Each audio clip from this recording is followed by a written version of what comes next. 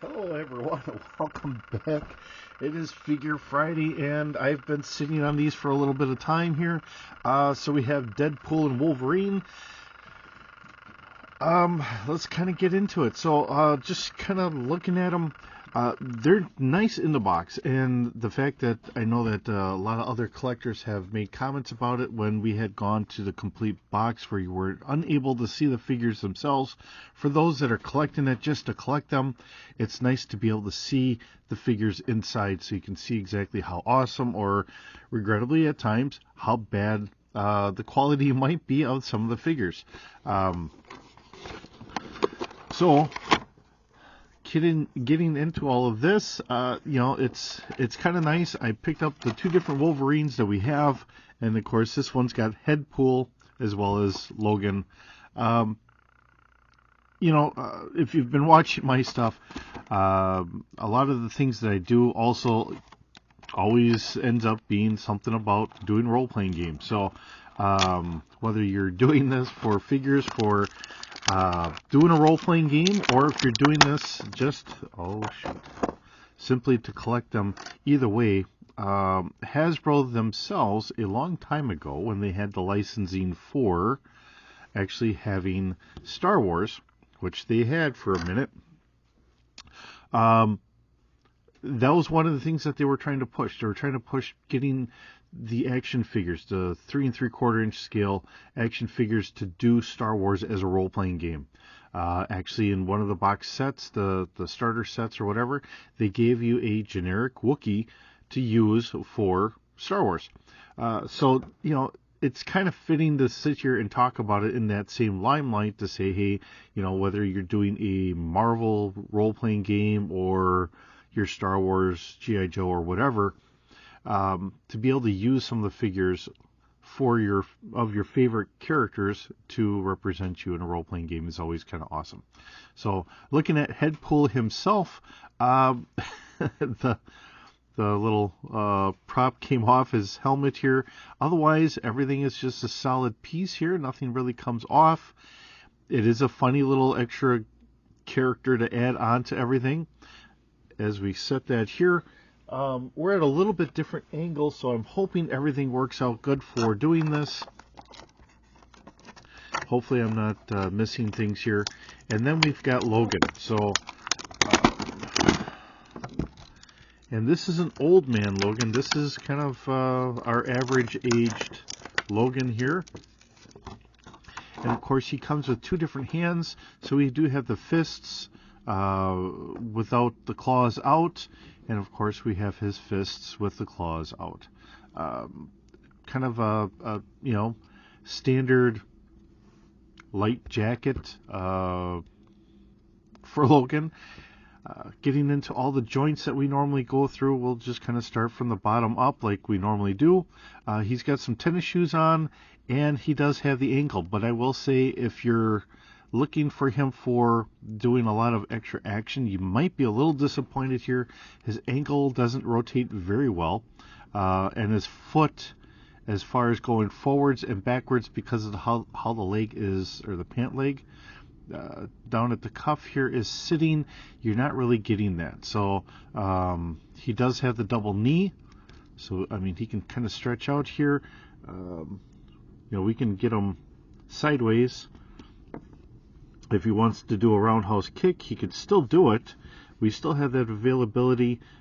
We may very well want to have a stand with him, which it doesn't come with.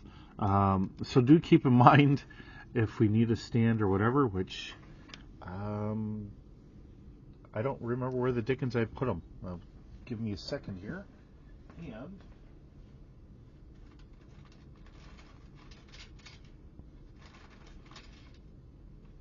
all right. Good news is I didn't go very far with the stands. So these were extra stands I had bought a while ago on Amazon to be able to, kind of showcase the figures. So if I'm able to stand them, and of course they do have the foot peg holes here, so we can put them on there. So if we want him to be kicking, we can do that.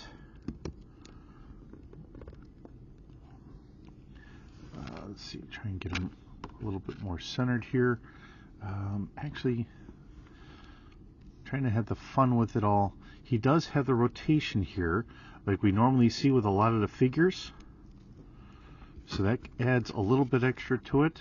Trying to get his foot into the stand so he can stand up good for us. And I think I keep just kind of getting him in and then out. It doesn't seem like it sits the greatest. And of course we have a lot of weight sitting off to the side here. But if I want him to kind of kick Headpool, now it looks like he's about to kick Headpool, so he can get him out of the way. Just trying to have fun with it all, right? I mean, I don't know what everyone's intentions for these are, outside of just having the fun of collecting them. I mean, it looks very much like Hugh Jackman being Wolverine himself. And of course, we got his hair flared up there as the old standard Wolverine. He does have the double elbows, so he can get his hands all the way up here. We don't have a cigar here, so you know, which I don't know what they're going to do in the future. You know, let's keep in mind when Wolverine was created, smoking was done by pretty much everyone back in the day. So you know, it's kind of one of those things we're trying not to get the kids interested in, but when you have us older collectors and that, you know, we still like to see that because it's just part of their character. But moving forward, I don't know how much longer they're going to want to try and keep that, if at all. And Hugh Jackman's always been a sport to have a cigar in frame or whatever. I don't know if he actually smokes them or not. That's between him and the casting crew and all that. But you know, the fact that he does do that in the movies is kind of neat, because it does make it a little bit more of a traditional Wolverine. Being that tough, gruff kind of, you know, when you're immortal, you don't have to worry about lung cancer, right? Okay, so going down the line, let's get Wolverine himself out. And we're using the same background in the boxes, so it's very tongue-in-cheek in the background there. And of course, he's on his flying unicorn. Nope. Well, yeah, it's flying unicorn, but it you know, it's not like it's a winged unicorn or anything. So, all right, trying to get his hands out. So again, much like before, and we have a separate head. And this one is really iconic and really kind of nice in the way. Once we get all the plastic out of the way, you know, that we have the classic mask here. That is very iconic, very neat. Whether you want to change it out or not, you know, it's up to you. But yeah, it's just really kind of nice to sit here and say, hey, we can change out the head, we can make it look more like Hugh Jackman, or you know, the old classic Wolverine. So either way. Now we do have his blue boots, which is what the tennis shoes kind of are. And we have the nice working ankle here. From the looks of it, actually, it doesn't. And I think I got a message. Let's see.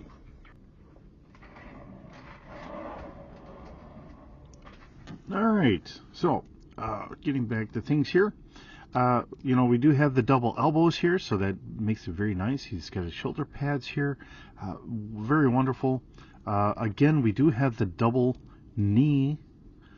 Unfortunately, as I was saying before, the ankle, it does move. It's very stiff on this one, but we do get it to move. So it gives us a little bit more posability there as well.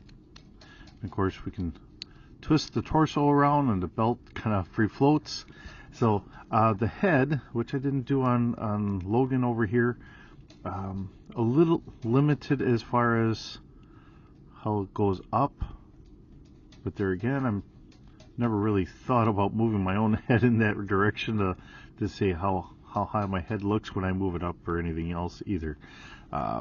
So just kind of saying. And when we look at the hands without the claws, you know, we have all the detail there for having the claws come out, and it looks very nice. So let's kind of get back to Logan over here to see how well he looks up. It's about the same arc. It might get caught a little bit on the back of his jacket here, but not too bad. And then, of course, then we have Deadpool himself, the Merc with a mouth. Alright, which Ryan Reynolds does do a very good job at doing. And of course we get 1, 2 katanas. I don't know if you want to call this a taro or just a short blade knife, combat knife. And he's got some different hands here, which are all taped in. And then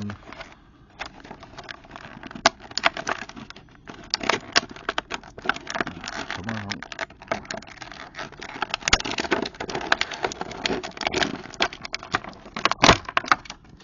As he gets kind of caught on his scabbards back here. All right.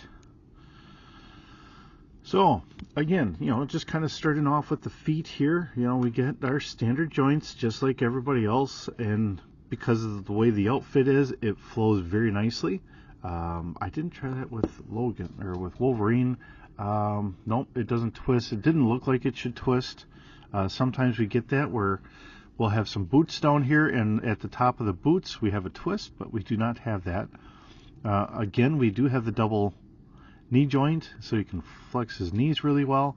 We do have pistols, and they are in their holsters, so he's got dual pistols in the holsters here. And he's got his ammo belt. Oh, and he's got the double shoulder. So he's very posable. Unlike Logan, where, well, he does have that joint here. And actually, Wolverine, and I can see it here on Logan as well, he does have it. Although, with Logan having a jacket, that may not work quite as well, but it is there. So we can get Deadpool trying to do some sit-ups, or if he gets stabbed again, because, there again, I mean, when you're talking about people that are darn near immortal, they're willing to do silly things that most people don't think of because they can heal from it, and that makes a huge difference. All right, so he's got his knife. Oh, fits all the way down here. So we do have his knife fitting all the way down there.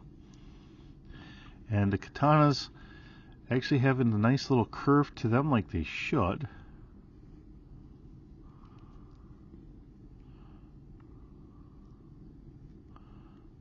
Oh, come on. It's a little tight sitting in there. Okay. And he's got the double elbows here. He's got his standard wrist, so he can kind of wave at everyone, kind of rock things out. His head looks like he's got a little bit more of ability to look up, probably because of how the joint is, or how his head sculpt is in the back here, so that works out a little bit better. And I think his neck doesn't really move, it's just his head. Okay, so that works out. All right. And of course we have our upper arm here being able to twist as well. A very nice figure. And then we also have another set of hands, really for holding the guns a little bit better, because we have the trigger finger out, or if you wanted to have that out like he's typing on a computer or something like that, just doing the old hunt and peck, that would work very well for that as well. So we do have a nice set of figures here. Great addition to the collection, which hopefully we'll get all up and set up at some point. For now, unfortunately, they're going to sit in the boxes. Well, not in these boxes, but they'll end up sitting in a kind of collected group of boxes and that. And we'll just kind of go from there.